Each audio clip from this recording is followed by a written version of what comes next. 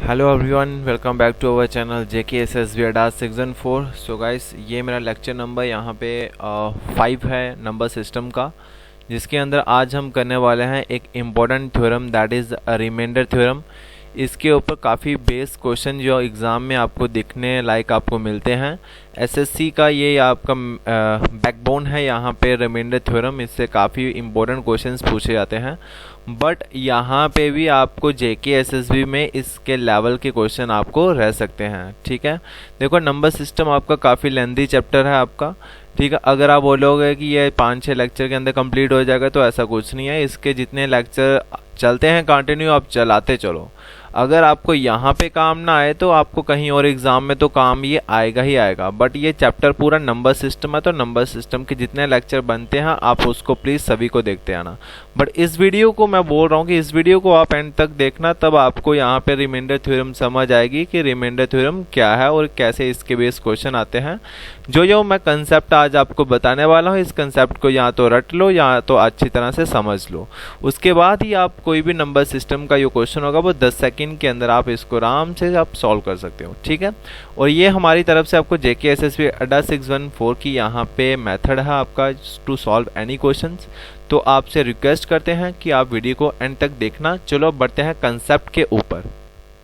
अब यहाँ पे कुछ इंपॉर्टेंट पॉइंट्स है जो आपको यहाँ पे अपने माइंड के अंदर रखने हैं। ये पॉइंट्स है, ये काफ़ी इंपॉर्टेंट है और आगे जाके तो हमें क्वेश्चन के अंदर ये आपको मिलेंगे। ठीक है, तो यहाँ पे देखो भाई, सबसे पहला आपका यहाँ पे पॉइंट आता है, अगर कोई भी मेरे पास एक नंबर A है और उसकी पावर n है और प्लस में B है एक नंबर और उसकी पावर n है। ठीक है, is divisible bye A plus B। ठीक है, अगर कोई भी नंबर मानो, ठीक है, A की पावर n में है और प्लस B की पावर n में है, वो पक्का डिविजिबल होता है उनके सम का। मतलब A प्लस B का आपके सम का डिविजिबल वो पक्का होगा। कब? जब आपका n जो है वो ऑड नंबर होना चाहिए। n आपका ऑड नंबर होगा। जैसे फॉर एग्जांपल आपको यहाँ पे ही बता देता हूँ मैं। जैसे मैंने नंबर लिखा यहाँ पे 2 की पावर 1 प्लस 3 की पावर 1, कोई भी अपने से नंबर मैंने ले लिया, आप कुछ भी ले सकते हो। ठीक है, अब ये पावर जो है ना, ये आपकी क्या होनी चाहिए, n आपकी पावर होती है और ये आपकी ऑड है। देखो 1 यहाँ पे ऑड नंबर है और 1 यहाँ पे भी ऑड नंबर है, तो मैंने यहाँ पे दोनों की पावर क्या ले ली, यहाँ पे 1 और 1 ले ली यहाँ पे। ठीक है, तो 2 की पावर 1 और प्लस 3 की power 1 is always divisible bye किसका, A प्लस B का। मतलब ये आपका 2 प्लस 3 का डिविजिबल होगा। तो 2 की पावर 1 कितना होता है बेटा, ये आ जाएगा आपका 2, और 3 की पावर कितनी होती है 3। ये पक्का डिविजिबल होगा किनके, इनके सम का। 3 प्लस 2 कितना हो गया 5, तो यहाँ पे ऊपर 3 2 5, 5/5 विच इज आपका देखो पूरा यहाँ पे एग्जैक्ट कटा यहाँ पे। ठीक है जी, तो यहाँ पे पूरा एग्जैक्ट वैल्यू कट चुकी है। तो मतलब अगर n आपका ऑड नंबर होता है और A की पावर n प्लस B की power n is divisible bye A plus B। और अगर सेकंड पॉइंट जैसे तुम्हें लिखा है A की पावर n माइनस B की पावर n, ये ऑलवेज डिविजिबल होगा कब, A प्लस B। मतलब उन्हीं दो नंबर को सम कर दें तो आपका ये डिविजिबल हो जाएगा नंबर। कब, जब n आपका इवन होगा। ठीक है, कुछ भी एग्जांपल ले लो। यहाँ पे आप 3 की पावर 2 माइनस 2 की पावर 2, ठीक है, ये है इस फॉर्म के अंदर। A की पावर n माइनस B की पावर n है इस फॉर्म के अंदर। अच्छा देख लेते हैं, 3 का स्क्वायर कितना होता है बेटा, ये 3 का स्क्वायर होता है 9 और 2 का स्क्वायर कितना होता है 4। ठीक है, बचा कितना पीछे 9 में से यहाँ पे 4 गए, तो तुम्हारा कितना बचा यहाँ पे 5। ठीक है, अब यहाँ पे पूरा सॉल्व करते हैं। मेरे पास 5 आया और यहाँ पे हमने क्या लिखा, is divisible bye A plus B। वो नंबर से जब नंबर का सम करें तो वो डिविजिबल हो जाएगा। तो यहाँ पे देखो 3 और 2 मैंने नंबर लिए हैं, A ये है आपका और B आपका 2 है, तो A प्लस B से डिविजिबल है। देख लेते हैं यहाँ पे A कितना है 3 और B कितना है 2 है, तो यहाँ पे 5/5, ये देखो एग्जैक्ट पूरा कट जाता है। ठीक है, एग्जैक्ट आपका कट गया ये भी। ठीक है, तो जब भी आपके ये 2 पॉइंट्स आए तो आपको यहाँ पे पॉइंट आपको रिमेंबर करने हैं। ठीक, थर्ड पॉइंट आपका आता है, अगर कोई भी नंबर इस फॉर्म में हो A की पावर n माइनस B की पावर n, ये हमेशा डिविजिबल होता है किससे, A माइनस B से। ठीक है, फॉर एवरी n की कोई भी वैल्यू ले लो आप, ठीक है, वो पक्का डिविजिबल होगा। ठीक है, पहले ऊपर जो किया है वो आपका यहाँ पे एक इवन और एक ऑड वाला किया है, बट जब A की पावर n और माइनस बी की power N is always divisible by A minus B की फॉर्म में होगा। कोई भी एग्जांपल ले सकते हैं इसकी हम। देखो जैसे मैंने यहाँ पे कोई एग्जांपल लिया है 5 का स्क्वायर माइनस 3 का स्क्वायर, वेयर ए आपका यहाँ पे क्या है 5 है और बी आपका क्या है यहाँ पे 3 है, और n आपका कुछ भी हो, चाहे 1 2 3 4 5 6, n आपका सेम रहेगा। जो आपने इसकी पावर लेनी है 5 की वही आपकी 3 की पावर की होगी। तो मैंने n यहाँ पे 2 ले लिया, ठीक है, दोनों साइड 2 ले लेते हैं। तो मैंने क्या किया यहाँ पे, अब 5 का स्क्वायर कितना होता है ये आप सभी को पता है 25 होता है, और 3 का स्क्वायर कितना होता है 9 होता है, और यहाँ पे 25 में से 9 निकालो आपका कितना बचता है 16 बचता है। जब इसको मैंने सॉल्व किया तो मेरा कितना आया 16, ठीक है। 16 इज ऑलवेज डिविजिबल बाय किसका, a माइनस बी का। a को आपने क्या लेट किया था 5 और b को आपने क्या लेट किया 3। तो अब इन दोनों को माइनस करना कितना आता है आपका, 5 में से 3 निकालो कितना बचता है 2 बचता है। तो देखो भाई 16 इज ऑलवेज डिविजिबल बाय होगा, पूरा एग्जैक्ट कर जाता है ये, बिल्कुल ठीक है। स्टेटमेंट जो इसने बोली है वो बिल्कुल थर्ड पॉइंट जो है वो बिल्कुल सही है। अगर कोई भी नंबर a की पावर n माइनस b की पावर n में फॉर्म हो तो वो ऑलवेज डिविजिबल होगा किससे, a माइनस b से, n की वैल्यू कुछ भी हो, ठीक है। And last point is very very important, if p is prime number, अगर कोई भी आपका p क्या है प्राइम नंबर है, and a is integer, integer हो, ठीक है, कुछ भी हो, ठीक है, a की वैल्यू कुछ भी हो 1 2 3 4 5 6 7 कुछ भी हो, ठीक है, देन a की power p where p is a prime number and a is integer, a की power p minus a is always divisible by p, ठीक है। मतलब आपका a कुछ भी इंटीजर हो, जैसे मैं ले लेता हूँ यहाँ पे 6 ले लो, 6 की पावर यहाँ पे p क्या प्राइम नंबर है, तो प्राइम नंबर ढूंढ लो, कोई भी यहाँ पे प्राइम नंबर ले लो। यहाँ पे मैं बोल लेता हूँ 3 ले लेता हूँ, 3 भी एक प्राइम नंबर है, और माइनस यहाँ पे क्या हो a क्या आपका 6 लेट किया, तो यहाँ पे 6 का cube minus 6 is always divisible bye किससे, प्राइम नंबर से। तो प्राइम नंबर कौन सा लेट किया आपने, यहाँ पे p क्या आपका भाई यहाँ पे 3 है भाई, ठीक है जी। तो यहाँ पे जब आप इसको माइनस करोगे 6 का क्यूब कितना होता है भाई तुम्हारा, दैट इज 216, 216 में से 6 निकालो भाई, 216 में से 6 निकाले तो तुम्हारे पास 210 बचे। अब देखो कि ये 210 नंबर क्या यहाँ पे p से डिविजिबल है, p मतलब 3 से ये पक्का डिविजिबल है, ये आपका पूरा कट जाता है यहाँ पे 70 से। तो आपकी स्टेटमेंट बिल्कुल ठीक बोली गई। अगर कोई भी नंबर a की पावर p माइनस a में है और p आपका प्राइम नंबर होना चाहिए, तो ये ऑलवेज डिविजिबल होगा उसी प्राइम नंबर से, ठीक है। ऐसे अब यहाँ पे यो इसके जो आज हमने किया है ये वाला, इसके ऊपर अब हम करते हैं क्वेश्चंस। और देख लो आप एग्जाम में जितने भी क्वेश्चन है ना वो सारे एग्जाम में आए हुए क्वेश्चन हैं, तो मैंने वही आपके लिए उठाया हुआ है। तो चलो बढ़ते हैं क्वेश्चन नंबर फर्स्ट के ऊपर। तो पहले आपको इसको अच्छी तरह से कॉपी के ऊपर नोट कर लेना, क्योंकि यहाँ से क्वेश्चन आपके नंबर सिस्टम के आना शुरू होते हैं। तो जो आज का टॉपिक है वो काफ़ी इंपॉर्टेंट है और वीडियो एंड तक पक्का देखना। क्वेश्चन नंबर फर्स्ट है हमारा आज का, ठीक है। If n is even and 6 की power n minus 1 is divisible bye, अगर आपका n जो है वो एक इवन वैल्यू है तो 6 की पावर n में से एक हम कम कर दें, और मुझे बताना है एक कम करने के बाद वो किस नंबर से डिविजिबल होगा, 37 से, 35 से, 30 से, 6 से। तो इसका आप आराम से आप आंसर ढूंढ निकालोगे। जब n की पावर इवन है तो आपने सबसे स्मॉलेस्ट नंबर देखना है, इवन नंबर, दैट इज 2। तो 6 की वैल्यू, यहाँ पे n की वैल्यू कितनी पुट की है मैंने, 2 किया है, क्योंकि एक इवन नंबर है यहाँ पे। तो 6 की पावर 2 में से जब हम 1 माइनस कर दें तो 6 की पावर 2 का मतलब 6 का स्क्वायर दैट इज 36 में से जब हम 1 निकाल दें तो हमारे पास कितना बचता है 35।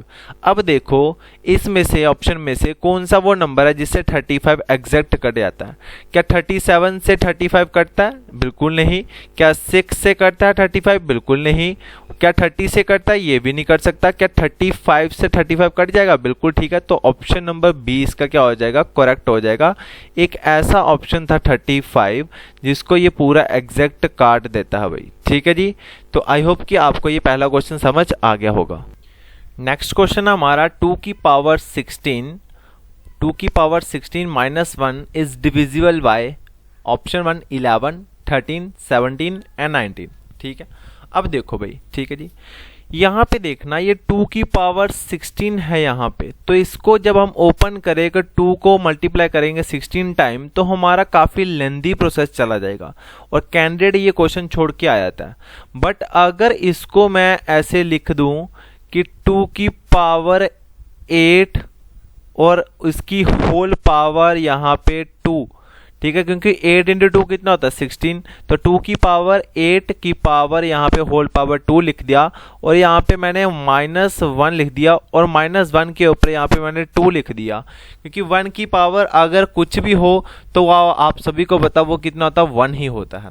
बट यहाँ पे अब ये एक्सप्रेशन आपको एक फार्मूले में दिखाई दे रहा होगा जो आपने बचपन में पढ़ा हो और अलजेब्रा में पढ़ा होगा कि a square minus B square जो होता है वो होता है a प्लस बी और ये होता है आपका a माइनस बी। ये आपने पढ़ा होगा फार्मूला, ठीक है, वही चीज यहाँ पे अप्लाई करते हैं।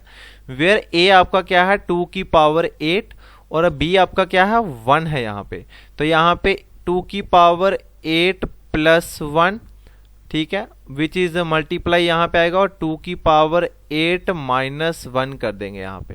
ठीक है, अब यहाँ पे 2 की पावर 8 को यहाँ पे खोलना हमारे लिए इजी हो जाएगा। 2 की पावर 8 होती है आपकी 256 प्लस 1, ठीक है, और मल्टीप्लाई 2 की पावर 8 जब हम खोले हैं तो 256 माइनस 1, क्योंकि पावर आपको यहाँ पे 2 की पावर 8 तक खोलना तो आपको आना चाहिए भाई, कैलकुलेशन तो आपको करने पड़ेगी तभी नंबर सिस्टम आपका स्ट्रांग बनेगा भाई। ठीक है जी, अब देखो भाई 256 प्लस 1, 256 प्लस 1 होता है 257 और इंटू यहाँ पे 256 में से 1 निकालो तो तुम्हारे 255 बच गए। अब यहाँ पे क्या करना भाई, आराम से देखना भाई, ठीक है जी। अब आपने देखना है कि क्या ये पहला ऑप्शन है 11, अब इनमें से कोई भी एक नंबर ले लो, अगर वो 11 से कट हो जाता है तो इट मीन्स वो नंबर पूरा ये वाला 11 से डिविजिबल हो जाएगा। अगर इन में से दोनों नंबर में से कोई एक नंबर 13 से कट हो जाता है तो दैट मीन्स ये पूरा का पूरा नंबर जो है ना ये 13 से डिविजिबल होगा, या 17 से या 19 से चेक करने के लिए भाई। ठीक है जी, अब देखना भाई जिसकी कैलकुलेशन स्ट्रांग होगी वो आराम से ये क्वेश्चन आपका सॉल्व कर लेगा जल्दी से जल्दी। मैंने थोड़ा इजी कर दिया यहाँ पे क्योंकि मैंने यहाँ पे हर एक ऑप्शन से डिवाइड करके देख ली यहाँ पे। ठीक है, अगर करता तो वीडियो लेंथ ही चले जाती है, इसलिए मैंने यहाँ पे सोचा कि मैं खुद ही कर लेता हूँ यहाँ पे।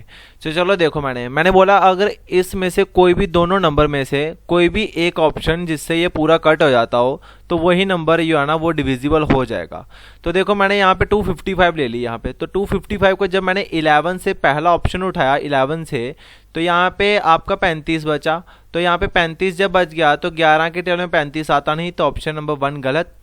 फिर मैंने 13 ले लिया, तो 13 से जब मैंने इसको काटा तो यहाँ पे रिमाइंडर 8 आ गया, जो कि 13 के टेबल में 8 तो आता नहीं है, तो ऑप्शन नंबर दूसरा भी गलत हो गया। तो तीसरा ऑप्शन मैंने उठाया है 17, तो 17 255 से जब मैंने 17 से काटा इसको तो मेरा ये पूरा कट गया, मतलब 0 रिमाइंडर आया, तो इट मीन 17 इसका करेक्ट आंसर होगा कि 2 की power 16 minus 1 is divisible bye 17। तो यहाँ पे आंसर होगा ऑप्शन नंबर सी। सो आपको आई होप कि समझ आ गया होगा ये वाला क्वेश्चन। बढ़ते हैं क्वेश्चन नंबर 3 के ऊपर। क्वेश्चन नंबर 3 है हमारा यहाँ पे 5 की power 11 minus 5 is divisible bye 11, 13, 17, 19। तो इसका आंसर देखते ही आपका आ जाएगा ऑप्शन नंबर ए 11। ये कैसे आया, मैंने आपको बोला था कि अगर कोई भी a की पावर p माइनस a हो और वो पक्का डिविजिबल होता है किससे, p से, ये पक्का डिविजिबल होगा। बट p क्या होना चाहिए तुम्हारा, p होना चाहिए तुम्हारा प्राइम नंबर। अब p तुम्हारा प्राइम नंबर है यहाँ पे p क्या तुम्हारा भाई 11 है, तो 11 एक आपका प्राइम नंबर होता है यहाँ पे, और यहाँ पे ये 5 और ये 5 यहाँ पे सेम है। ऐसा नहीं हो सकता कभी 5 की पावर 11 माइनस 2 हो जाइए, तो ये यहाँ पैटर्न गलत हो जाएगा। पैटर्न क्या है आपका भाई a की पावर p माइनस a, मतलब ये दोनों क्या होने चाहिए, नंबर सेम होने चाहिए, तो वो ऑलवेज डिविजिबल होता है किससे, p से डिविजिबल होगा। बट p भी आपका क्या होना चाहिए, प्राइम नंबर होना चाहिए। बट ये आप बोलोगे सर ये आपने ऐसे ही क्वेश्चन उठा लिया है, ये हमें याद करना पड़ेगा। भाई क्वेश्चन जब एग्जाम में आएगा तो आपको पैटर्न हर एक पता होगा, तो आपके माइंड में स्ट्राइक करेगा कि ये हमने पढ़ा है और सर ने हमें पढ़ाया है, तो इसको हमने ऑप्शन से उसी टाइम देख के सीधे आगे चलना है। ठीक है, क्वेश्चन नंबर 4 के ऊपर आए थे अब। अगला क्वेश्चन है कि n जो है ना वो आपका क्या है, ऑड वैल्यू है, n की आपकी ऑड वैल्यू होनी चाहिए, और 2 का power 2n plus 1 is divisible by, ये 2 की पावर 2n है और प्लस 1 उसमें जोड़ दें तो वो किससे डिवाइड होगा। तो n आपका ऑड है, तो मैंने बोला सबसे स्मॉलेस्ट नंबर हमने पुट करना होता है, तो 2 की पावर 2n, n आपका ऑड नंबर होना चाहिए, तो ऑड नंबर कहाँ से शुरू होते हैं, 1 से, तो 2 इंटू 1 कर दिया और प्लस 1, देखो इसका क्या आ जाएगा, ये आ जाएगा 2 की पावर 2 प्लस 1, 2 की पावर 2 का मतलब होता है 4 प्लस 1 और विच इज 5। अब मेरा 5 आया, तो देखो भाई ये किससे डिविजिबल है, क्या 4 से डिविजिबल होता है 5 ना, क्या 3 से होता है, नो, क्या 6 से होता है, नो, तो 5 से होता है, तो ऑप्शन नंबर 20 का क्या हो जाएगा, करेक्ट आंसर हो जाएगा। ये क्वेश्चन आपको एग्जाम में काफी बार दिखने को मिले हैं और आगे दिखते भी चलेंगे। ये क्वेश्चन नंबर नेक्स्ट है, if n is even then 2 की power 2n minus 1 is divisible by. ये आपने मुझे यहाँ पे होमवर्क के अंदर दे रहा हूँ, कमेंट सेक्शन के अंदर मुझे आंसर चाहिए इसका, जो भी यहाँ पे ये वीडियो देख रहा होगा, तो उन सभी बच्चों से रिक्वेस्ट है कि प्लीज इसका आंसर कमेंट सेक्शन के अंदर पक्का दें। इसका स्क्रीनशॉट ले लो। अब चलते हैं क्वेश्चन नंबर नेक्स्ट के ऊपर। सो क्वेश्चन नंबर 4 है हमारा यहाँ पे, 19 की power n minus 1 is, option आपको दिए हुआ है A B C D। तो पहला ऑप्शन देख लेते हैं, 19 की power n minus 1 is always divisible bye 19।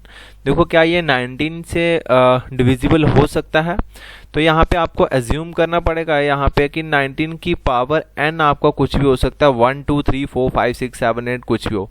अगर मैं 19 की पावर 1 पुट करता हूँ और उसमें से 1 माइनस कर लूँ, दैट इज 19 माइनस 1, जो कि आपका क्या होता है 18 आ जाएगा आपका भाई।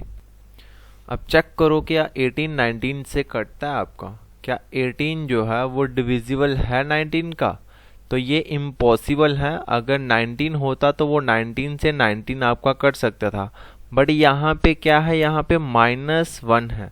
अगर मैं 19 का यहाँ पे 2 ले लूँ और उसमें से 1 निकाल दूँ और डिवाइडेड बाय 19 करूँ, तो क्या ये 19 का यहाँ पे डिविजिबल होगा, ये बिल्कुल नहीं होगा।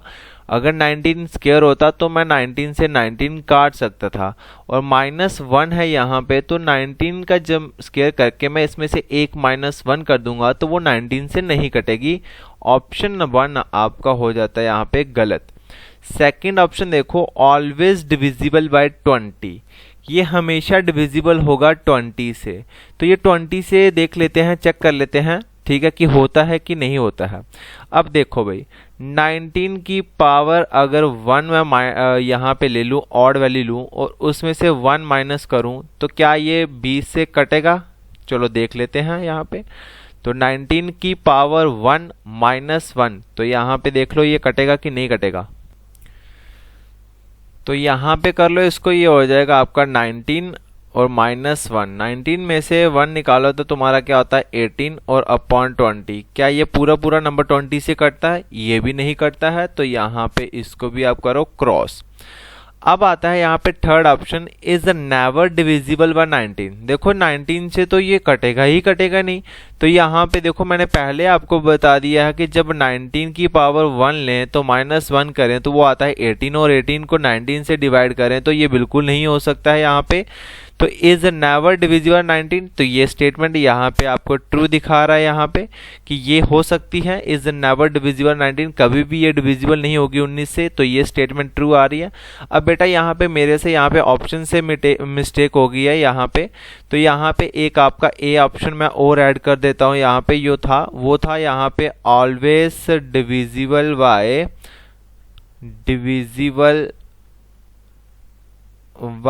9, ठीक है, वो 9 था और मैंने यहाँ पे 19 ले लिया था, ये गलती हो गई थी मेरे से, ठीक है।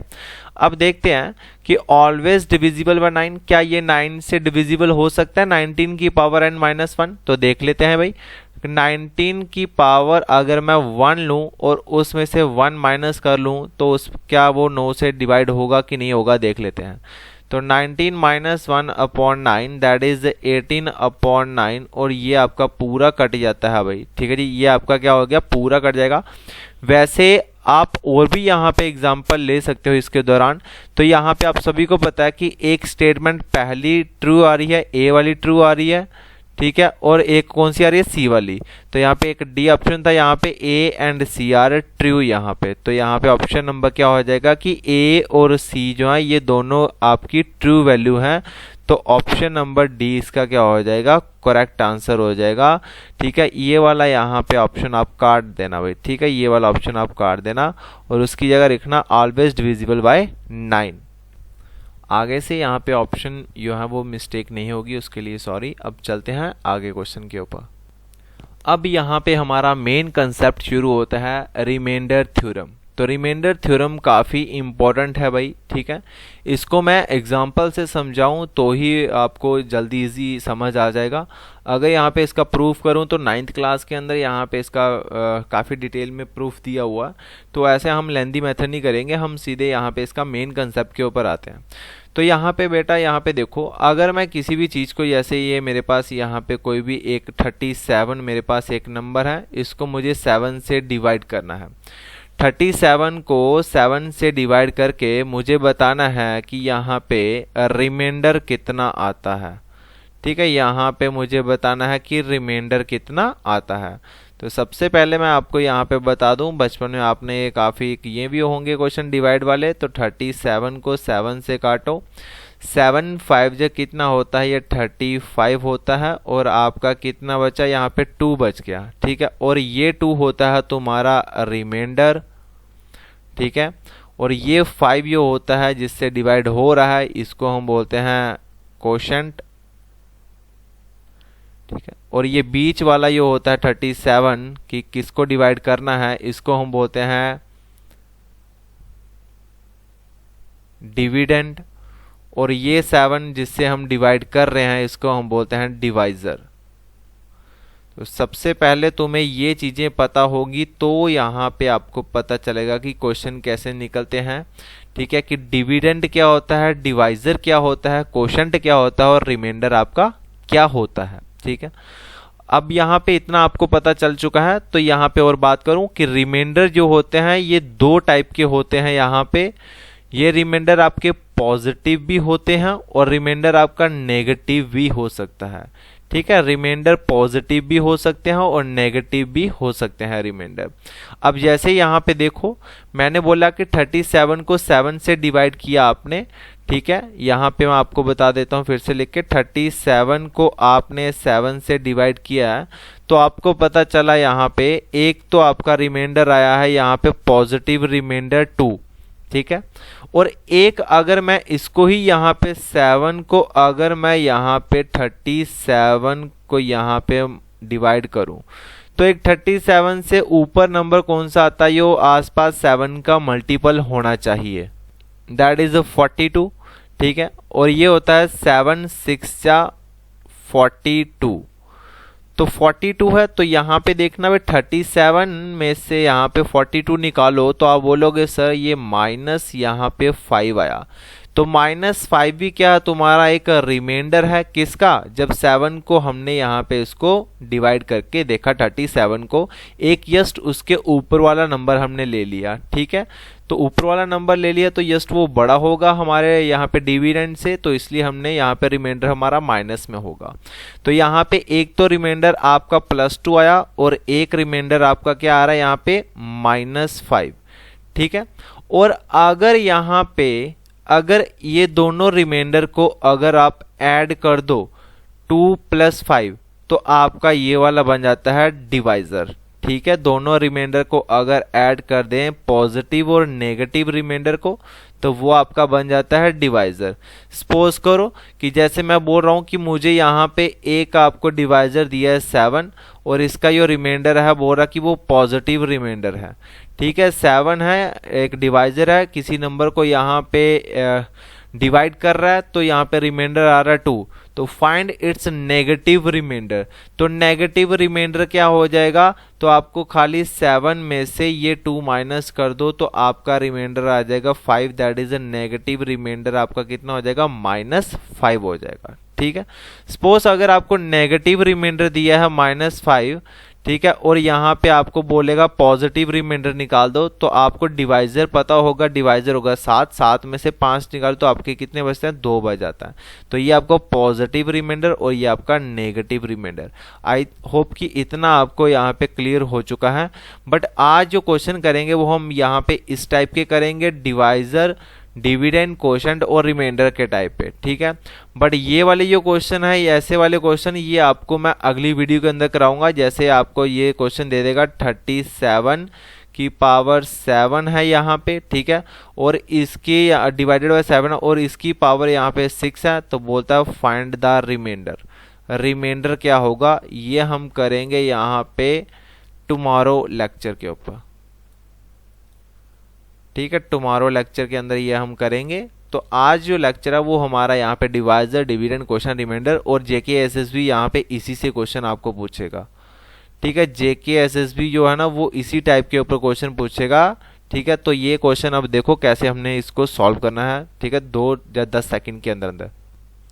अब चलते हैं यहाँ से, क्वेश्चन नंबर आपका 6 आज का है। ठीक है, find the number which when divided by 46, ठीक है, gives a quotient 11 and remainder 18। तो भाई जब आपको ये पता होगा चीज़ें तो आपको पता चलेगा कि ठीक है कैसे हमने करना है भाई। ठीक है, एक इसका जो फार्मूला है वो भी मैं आपको बता देता हूँ, पीछे वो मैंने लिखा नहीं है बट मैं यहाँ पे नीचे उसको लिख देता हूँ।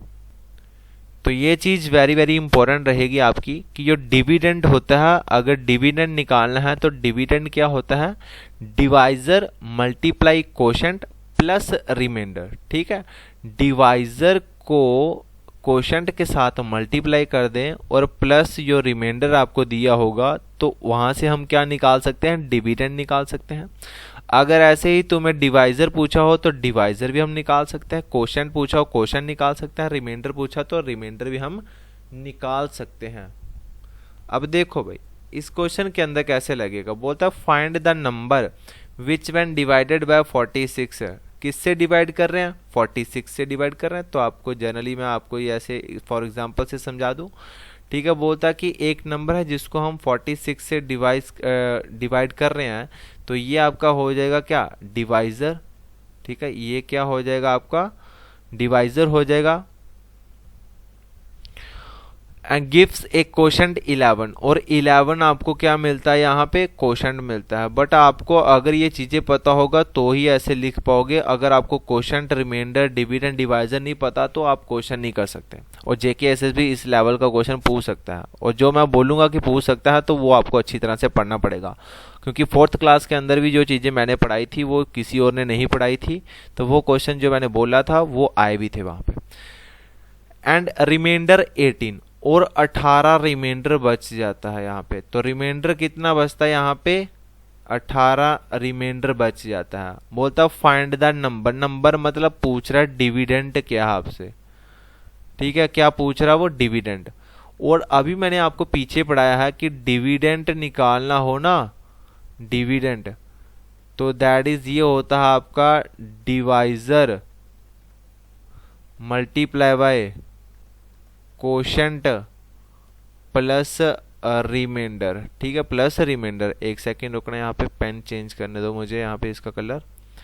अब देखो भाई डिविडेंड तुमने निकालना है और डिवाइजर तुम्हें पता है कितना दिया है, 46 दिया हुआ, तो यहाँ पे रखा है ना 46, और इनटू क्वोशंट, क्वोशंट कितना आपका भाई, क्वोशंट आपका 11 प्लस रिमाइंडर, रिमाइंडर कितना आपके पास है, रिमाइंडर है 18, तो यहाँ पे आ जाएगा 18।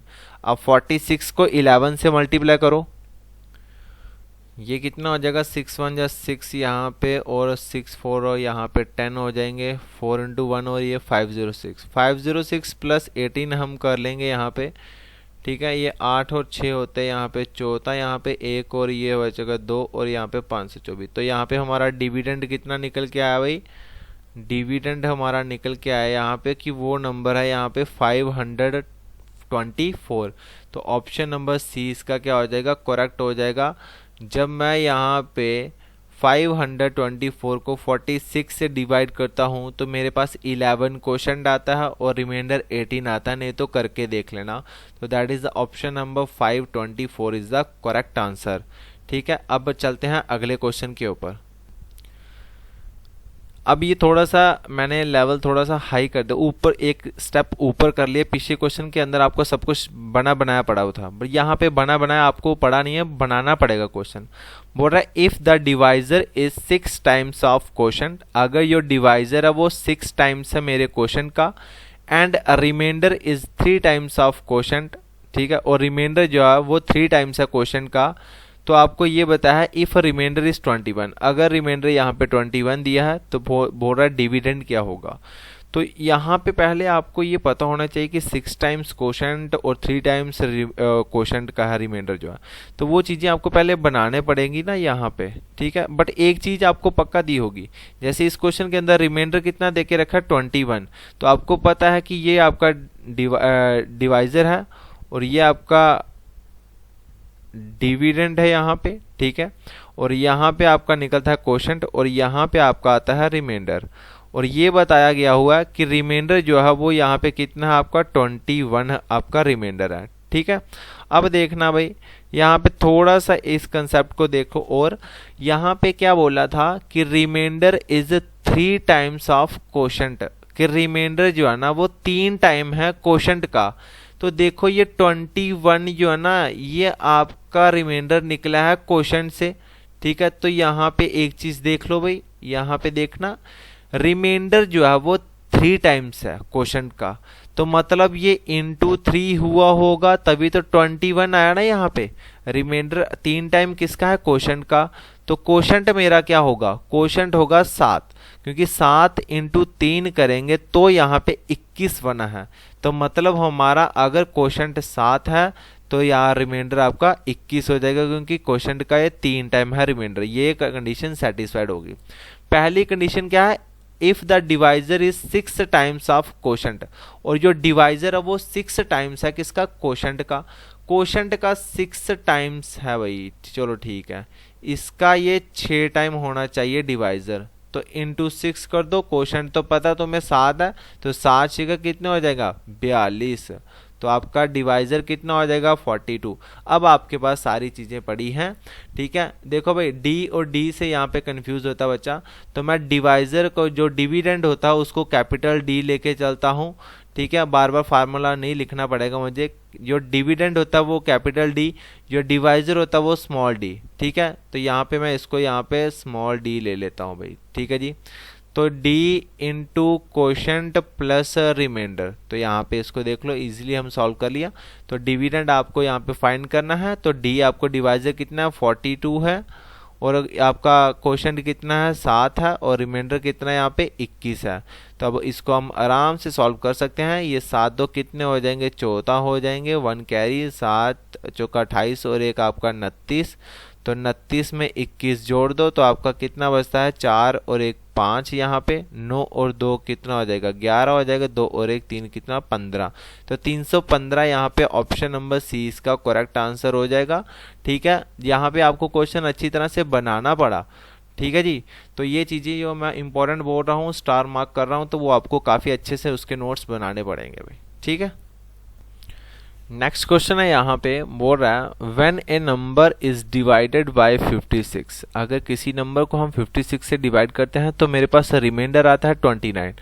मतलब यहाँ पे मैं अगर किसी चीज़ को अगर 56 से डिवाइड कर रहा हूँ तो मेरे पास रिमाइंडर आ रहा है यहाँ पे 29 आ रहा है मेरे पास रिमाइंडर, ठीक है। ना आपको डिविडेंड पता है और ना आपको यहाँ पे क्वोशंट पता है। फिर आगे बोल रहा है what will be the remainder when the number divided by 8। अब अगर यहाँ पे 8 से डिवाइड करते हैं उसी सेम नंबर को जो यहाँ पे था, तो बोलता है कि क्या आपका रिमाइंडर आता है। तो फर्स्ट ऑफ ऑल ऐसा जो क्वेश्चन है वो हम बिल्कुल आसानी से करेंगे। तो यहाँ पे आपको एक नंबर लेट करना पड़ेगा, बट वो आपका यहाँ पे दिमाग में आना चाहिए नंबर। बट यहाँ पे हम करेंगे थोड़ा सा यहाँ पे ट्रिकी वे में। तो मैंने क्या लिखा है कि यहाँ पे अगर मैं यहाँ पे 56 को डिवाइड करता हूँ तो मेरे पास रिमाइंडर कितना आता है, 29 मेरे पास रिमाइंडर आता है। ठीक है जी। तो बोलता है what will be the remainder when the number is divided by 8। तो यहाँ पे जब मैं 8 से उसी सेम नंबर को डिवाइड करूं तो मेरे पास यहाँ पे रिमाइंडर कितना आता है। तो स्टेप 1 आप देखो मैंने क्या किया है, एक प्रॉपर वे में इस क्वेश्चन को अरेंज किया है। तो 56 एक ऐसा नंबर था जिसको रिमाइंडर कितना आ रहा है, 29 आ रहा है। तो बोल रहा कि what will be the remainder when the number divided by 8। तो 8 से जिसको डिवाइड करें तो रिमाइंडर क्या आएगा। तो स्टेप नंबर 1 है आपका चेक करना है कि ये जो 56 है क्या ये कंप्लीटली डिविजिबल है 8 से, क्या ये आपका कंप्लीटली डिविजिबल है, ठीक है, 8 से। तो ये आपका स्टेप नंबर 1 है यहाँ पे, ठीक है। तो यहाँ पे इसको मैं लिख देता हूँ स्टेप 1 कि या क्या ये कंप्लीटली डिविजिबल है। ये कंप्लीटली डिविजिबल होगा, हर टाइम होगा, हर एक क्वेश्चन के अंदर होगा। और अगर ये कंप्लीटली डिविजिबल है, ठीक है, और देखो हर एक केस के अंदर ये होगा ही होगा डिविजिबल, ठीक है। तो ये 56 जो है ना ये 8 से यहाँ पे डिविजिबल होगा यहाँ पे। तो आपको अब चेक करना है ये वाला सीधे सीधे कि 29 को डिवाइडेड बाय 8 कर दो, जो यहाँ पे रिमाइंडर आएगा वही आपका क्या होगा भाई, आंसर होगा भाई, ठीक है जी। तो 29 को जब हम 8 से डिवाइड कर देते हैं तो आपको पता है यहाँ पे 8 3 कितने होते हैं, यहाँ पे 24 होता है। तो बचा कितना, 5। तो देखो भाई एक तो तुम्हारा पॉजिटिव रिमाइंडर 5 है, ठीक है, और 5 में से जब मैं 8 में से 5 निकाल दूं तो आप बोलोगे -3। तो ये दोनों इसके रिमाइंडर हैं यहाँ पे, ठीक है। सपोज यहाँ पे ऑप्शन में यहाँ पे 5 नहीं होता, इसकी जगह -3 होता तो मैं -3 टिक कर लेता।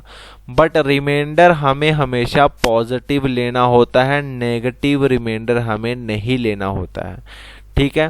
तो देखो भाई जब 29 को 8 से डिवाइड किया तो कितना रिमाइंडर है, 5। तो इट मीन्स यहाँ पे ऑप्शन नंबर 5 और ऑप्शन नंबर डी 5 इसका क्या है, करेक्ट आंसर है, ठीक है।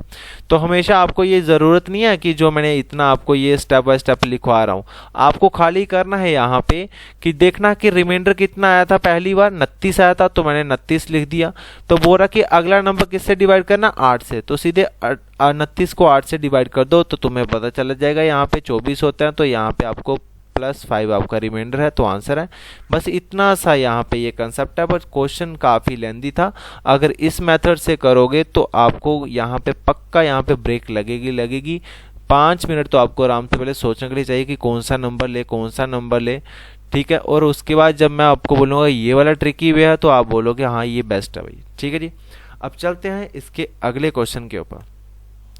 बोल रहा है ए नंबर बीइंग डिवाइडेड बाय 52, तो रिमाइंडर आता कितना, 45 आता है। If the number is divided bye 13।